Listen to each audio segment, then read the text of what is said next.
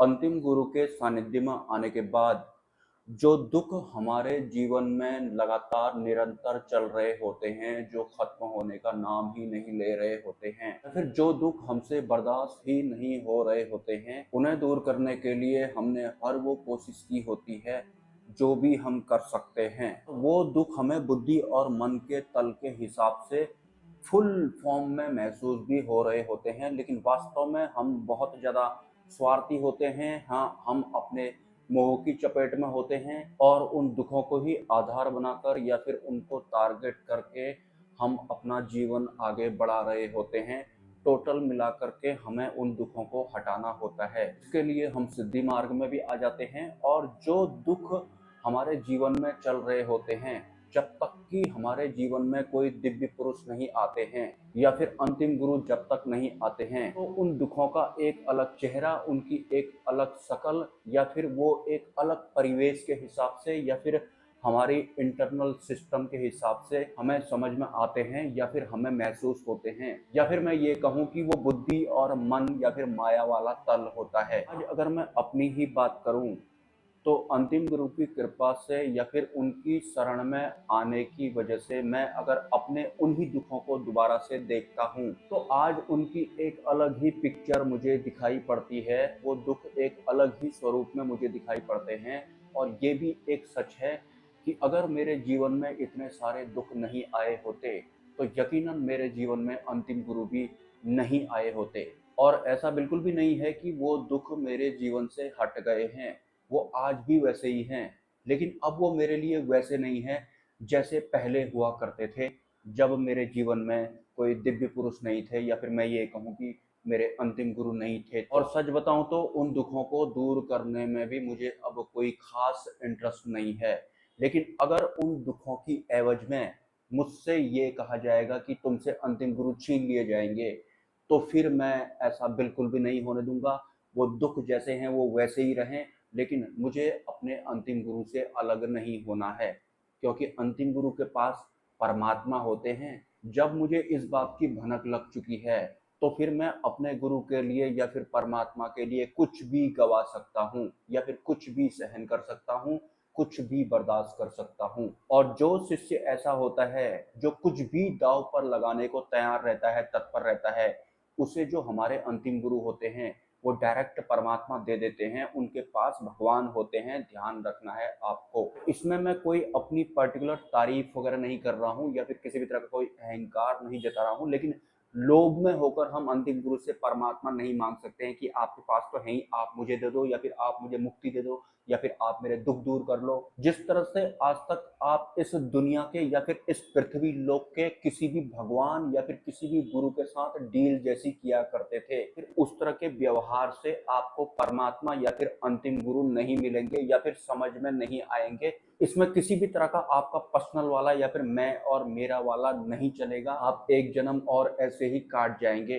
तो इससे पहले ही आपको समझ हो जानी चाहिए कि जैसा आज तक आप करते थे अपने भौतिक जीवन में या फिर आध्यात्मिक जीवन में, उस बेस पर वास्तविक परमात्मा या फिर सत्य नहीं प्राप्त होता है। उसके लिए पात्रता बनानी पड़ती है। बहुत सारे लोग इस चैनल पर हमेशा किसी दूसरे गुरु, बाबा, परमात्मा, भगवान, ईश्वर, अल्लाह के बारे में पूछते हैं कि वो असली है या नहीं है। और कौन होता है आपके भीतर जो ये जानना चाहता है कि कोई अन्य असली है या नहीं है या फिर वास्तविक है या नहीं है? वो अहंकार होता है, क्योंकि उसे अपने आप पे बहुत ज्यादा भरोसा होता है। वो हर्ता कर्ता जैसा बना हुआ होता है कि बताओ इन सब के बारे में, ये असली है या नहीं। अगर कोई असली है बोलेगा तो भी उसे कोई फर्क पड़ता नहीं है, अगर नहीं है बोलेगा तो भी वो अपने आप को मिटाने के लिए तैयार होता नहीं है। इसलिए मैंने बोला था कि आपको की यात्रा करनी है, जो भी आपको सुनने को या फिर देखने को मिल रहा है, तो वो असली है या नहीं, ये जान करके आप असली तो हो नहीं जाओगे। आप असली तो तभी होगे ना जब आप अंतर की यात्रा करोगे कि मैं असली हूं या नहीं। उनकी छोड़ो, और जिस दिन मैं असली बन जाता हूँ, उस दिन मुझे असली खुद ही मिल जाता है। सीधी और सरल भाषा में आपको मैं ये बता रहा हूँ। लेकिन मेरा सही बनना, सरल बनना या फिर मेरा खुद सत्य हो जाना, इसमें जो सबसे बड़ी बाधा उत्पन्न करता है वो ये खुद अहंकार ही होता है, जो पता कर रहा है कि ये असली है या नहीं, वो असली है या नहीं। ये अंतरिम यात्रा के दौरान भी ये इतना ढीठ और जड़ जैसा होता है कि आपको पता ही नहीं लगेगा कि ये अंतरिम यात्रा कर कौन रहा है। जैसे सुबह एक महानुभाव ने कमेंट किया था कि आप, मुझे लग रहा है कि अक्षरधाम का प्रचार कर रहे हो। उनको वास्तविक सत्य से या फिर वास्तविक परमात्मा से या फिर अपनी आत्म जागृति से कोई मतलब नहीं है।